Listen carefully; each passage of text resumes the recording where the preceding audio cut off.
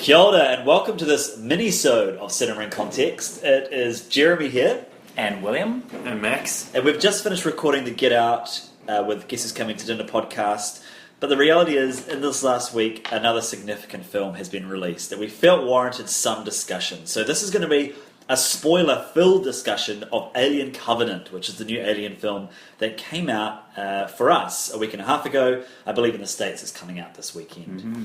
So spoiler-filled, you have been warned. We just want to have a little bit of a chat and see how we're feeling. So who wants to jump in? Who wants to start us off? I almost feel like you should. We should make the point that Jeremy is a huge Alien fan. I really We have am. been discussing it kind of on our little Facebook chat since it came out and before it came out, and discussing the whole franchise and how it changed so much and has been changing and what's it going to do now. Well, I guess thank you for that, because Alien is my favourite film. It really is, and I've seen a lot of films, as we all have. And Alien is one that I have seen more than any other film. I would have seen it a good 40 to 50, maybe even 60 times. Holy shit! I've seen it a lot. And 14 years old, I was sick. I was sick in bed for a few days, and Mum and Dad gave me these films to watch, and I just fell in love with them pretty much instantly, and have been a huge fan ever since. And so the fact that this is the first official Alien movie that I could see at the cinema was very exciting. I mean, Prometheus was part of the universe, but there was no actual xenomorphs really seen in that film.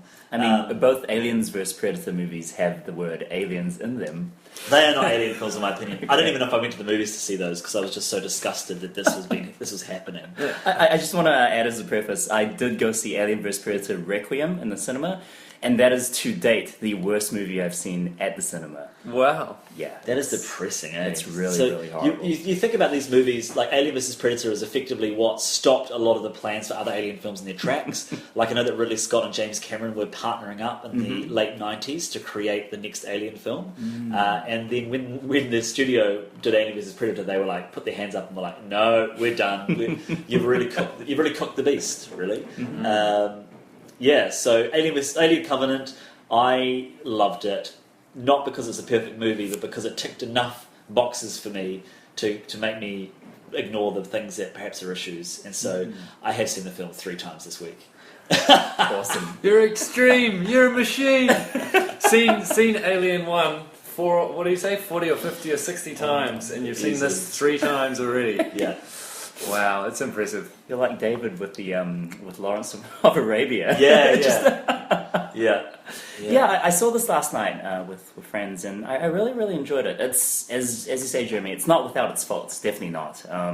And I have a lot of beef, especially with the second act, because it really, well, I don't know, maybe that's on me, because it was not the movie that I thought it was going to be. There's definitely there's that moment in the film where David is introduced, and it goes from very much an Alien movie to this mash of Prometheus and Alien. It made me realise what a different mood Prometheus had created. Yeah. I mean, I think some of the best moments are from that clash, but also I would fully give the film give the criticism that it is a bit of a mush. Yeah. Those two different moods that come together. Yeah, and overall I agree, it's a fantastic film. I came out of it enjoying it a lot, and then more that I've thought about it, I'm a bit more like, I don't know if it's just the idea of it, but I'm like, this is quite a mashup, and in some ways I don't like how many different things it's doing without necessarily adding anything new to any of them necessarily. Really? I think the discussion, we talked about this afterwards, because Max and I went to the film with another friend of ours. I think that the addition of creationism and faith in the Alien world is just such an interesting layer to add to this film, which is already rich with layers of parenthood. I think that's the thing, though. There's almost too many layers now. There's too many things going on, and we know that Alien has been all over the place in the franchise. It's done lots of different things, and it kind of started with relatively small-scale, intense film where there's a few characters that we know well slowly getting killed off. It still kind of has that layer in this film, but it's not done so well, is it?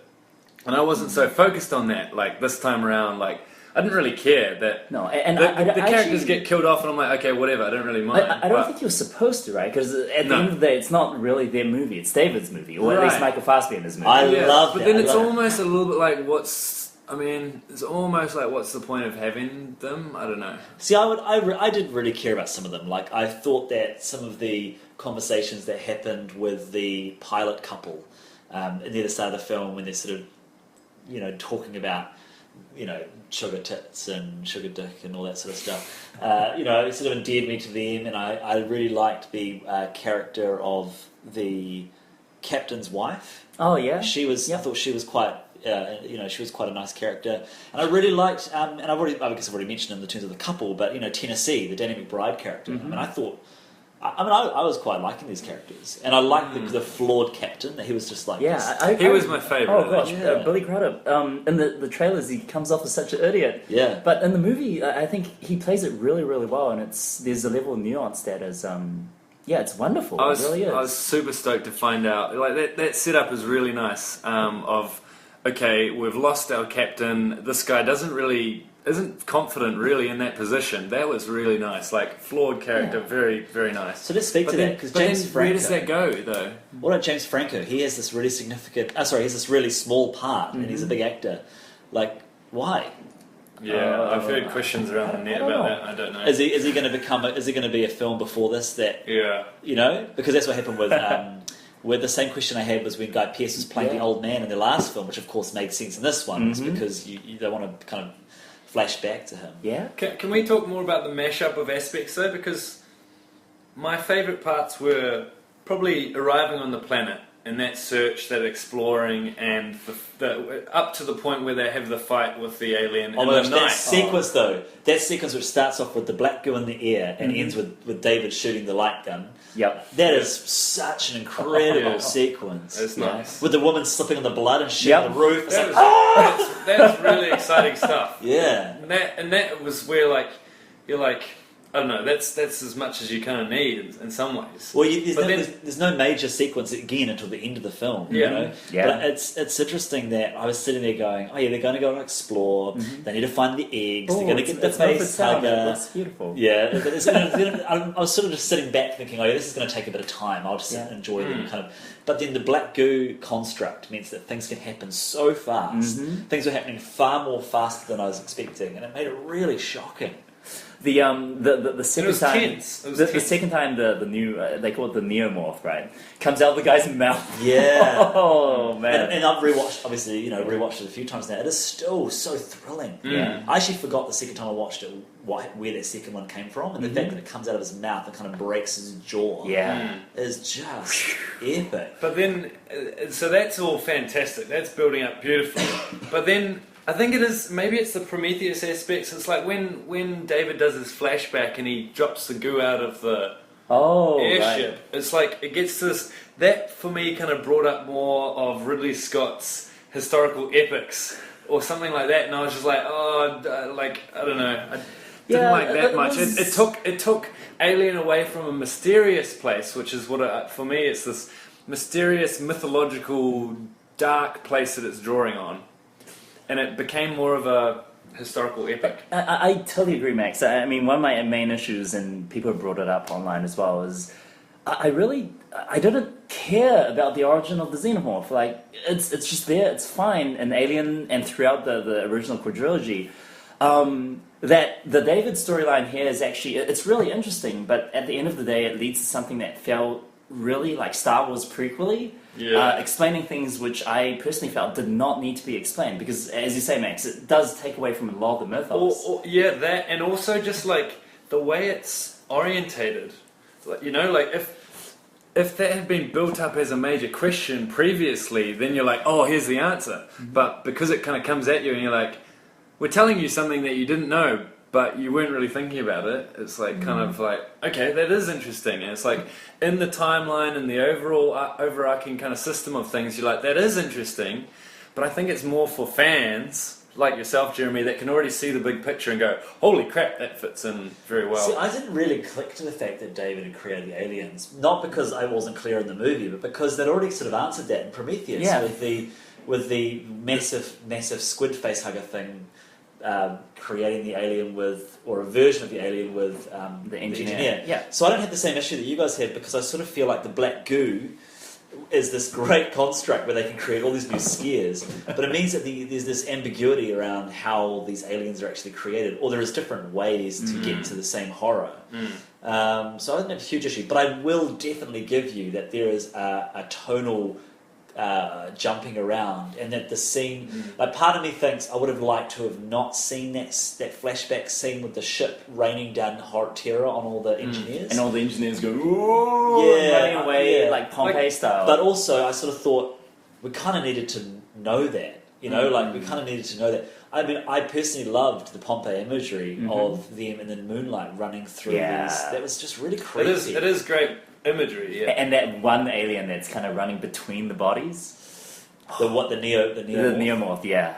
I will give you that cool. there's definitely some problematic things, but I just feel like the pros outweigh the cons for me in terms of what those images. And that's pretty much the end of my criticisms. It's more like looking back. I'm like, while I was watching it, I didn't actually feel that stuff, and I was really engrossed in the creation aspect while it was happening, and it's just such an interesting. And I think when we're in this kind of alchemy kind of old what's called laboratory, and the this mad kind of, scientist pad papers drawn with kind of biological drawings. That stuff is quite he has exciting. A library of paper scrolls of like. See, I love that. Yeah, I just love it visually. That perfectly fits in with this dark mythos, I think. I mean, what it's done is it's set itself up to effectively move away from the engineer storyline. Like, I can't see them bringing much more of that into the film. They don't need to, whereas they can kind of go fully forward in terms of the alien space and still create some new scares with this pretty much plot device, which is black goo that can be whatever the hell the writers want it to be. I am gunning for, as a fan, David versus Ripley, and I sort of feel like, I really do, I feel like he's going to live forever. Ripley is, 100 years or 200 years and 300 years in the future, whatever it is. Holy cow. And I sort of feel like it makes sense to me that this male android alien creator would go against this female clone protector of people who's spent her life, and she's lived and died to do this, to protect people against the aliens. And I just think that she's always had a complicated relationship with androids as well. It makes sense to me that they would put these two together, because I feel like she hasn't had a good send-off. And I would like to see that. Wow, that'd be amazing. If they do it well, and because Sigourney Weaver still looks incredible. Like a sequel series? Wow. Well, I think that there's plans to make 2 more Alien films, right? And they could very easily catch up. I will say something to people.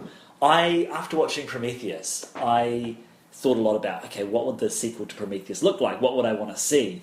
And I had in my head this kind of fantasy film, which was another ship going to try and find the Prometheus ship and getting to a planet that was the engineers' homeland that had been decimated, and there was a great forest. And in the forest was a whole range of scary creatures to have all sorts of scares. And on that planet they would find a lone David. And that on that planet they would think that he was a person to trust. But in the third act of the film, the Numi Rapace character would turn up slightly mad and warning them of trying to get off the planet with them. And so, as a fan watching this movie, that kind of I was like, yes, this is where I wanted to go. And of course, it was so much better than my little measly little idea was. But I was like, this is exactly where I wanted this movie to go. And so it just spoke to the fact that Prometheus really had set the groundwork for what this film would become. Yeah. I also really like the used future aspects of the movie as well. Actually, more so than Prometheus. Used future.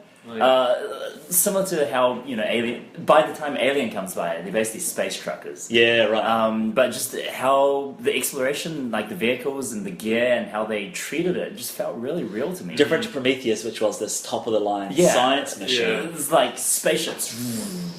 The colonist, not the colonist aspect, but the couples aspect I thought was really lovely.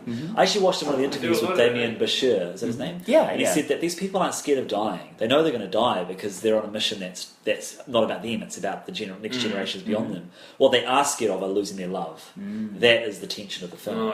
And you'll notice that most of the characters, that they lose their partner and still survive for a significant amount of time in the film. So that's where the horror comes from for them. We could have just done with a few less, I think, because I think they were trying to get the amount of deaths up. They needed a certain amount of deaths, and whereas you just can't have I just don't think you can get stuck into 4 couples or 5 couples well enough to really. Yeah, care. if I was going to be critical, I think out of all of the deaths, I think 3 stand out to me as being a little bit like, oh, really? Which one was the girl cleaning herself and then getting her head chopped off, and then the other one was the couple at the end in the shower. Yeah. Like I didn't mind it as much as I thought I would in the trailer, because that scene's in the trailer, and it's like, oh well, it's always been about sex, let's actually just put a sex scene in. But and it's they so die. pointless, and you even kind of forget that those characters exist. Yeah, yeah, Totally. Just have the alien show up. And then the girl's head in the bath, or in the little. I didn't have a basin. huge issue with that. I but thought know it you just did. looked hilarious. And every time, I think 3 different parties come into that room, see the face, and they're like, "Oh my gosh!" Yeah.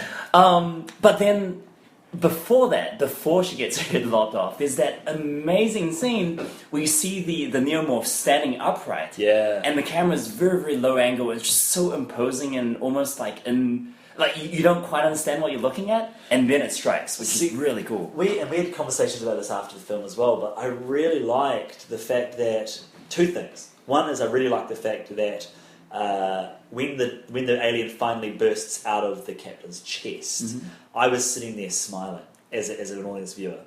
Very different reaction to what the original Alien was, which was a really surprising horror moment. But in this movie, it's like when it finally happens, it's like, yes, this is finally happening. And David's smiling. The music's very kind of triumphant. And I really liked that, because I thought that it acknowledged the fact that you couldn't create the same scares. You can't just repeat the scares. Yeah. The other thing I really appreciated was you can't put the alien back in the shadows. The original Alien films, the alien was in the shadows, and you can't do that because we've seen too much of the alien. And so they were able to construct different scares. So they had this translucent neomorphs, And you the had like alien a fully POV as well, and a lot of the shots. which is from Alien 3. They did it in Alien 3 as Oh, well. really? Yeah. Oh, Yeah. okay, cool. And That kind but of also in speaks the to me sunshine as well, at the end of the film, and just the ferocity of the alien was what made it scary. Like the fact that it was bashing through glass and like nothing really stopped it, which made it quite exciting. That speaks to me though about the limitations of particularly extended sequels though. Like you go 1, 2, and you're struggling at 3. Yeah. And then, this is extremely impressive that they're still doing new things, but it does, that darkness, which is almost metaphorical of things that we don't quite know about what's going on, you can't keep that under wraps, right, the whole time. But that's so important, having things that you don't quite know, and then... See, that's where the black goo is Ridley Scott's done a great job with that. And I know, because the fact that scene where the guy it's coming out of the guy's back is so impressive, and the mouth as well. It's And just going into the guy's ear, Yeah. like, oh, don't do that. Oh. Cool. All right, final comments. Max, going to start us off. No, I don't really have too much I want to say. I think I've kind of covered it. I love the film, and I'll probably give it a 4 out of 5. There's some fantastic action moments, and the stuff around creation's fantastic. It felt more like a TV show to me, some parts of it. Particularly having that first little, a prelude, felt really kind of like a TV show moment. And I like that it's building up to this kind of very fascistic kind of feeling in this robot, and how creating can be so dangerous, so beautiful, and yet so dangerous. And it's obviously a good moment for this to be talked about. Nice. Cool. I think that centering this around the Michael Fassbender character is just what a genius move. I'm really excited to follow the next Alien film with a villain. We've had this hero, and I think that's potentially why I'd like to see him meet Ripley, because we've had the hero's journey with aliens. Let's see the villain and the creator's journey with them. That is, you guys have seen Split, right? Yeah. Very, very similar thing to what they do in Split, which is to give you a villain's journey to balance out another franchise, which, really, really cool. And also a delayed sequel. Interesting, yeah. So, I really liked it, and I think for all of the minor criticisms that we've kind of made, I feel like this has been a really solid entry in the Alien franchise. That's how I felt, And I'm really excited to see where Ridley Scott and team takes it in the future. Yeah, awesome. I really enjoyed it as well. I just want to say, and I told you guys this last night, one of the great cinematic experiences, cinema going experiences in my life. One more for the memory bank, where at the very end of the movie, which is fantastic, there's that scene where Daniels has that realization that Walter is David, and at that moment, some person way at the front of our screening, she didn't mean it, but it just came out, just the exclamation of, "Oh shit!" And that was amazing, and that totally made the movie for me. So really, really good. Cool. Excellent. Thank you for listening, team, to our first Minisode. Make sure you check out Get Out and Guess Who's Coming to Dinner, our full Cinema Context episode, which we will be releasing very, very soon. And until next time, ka kite anō.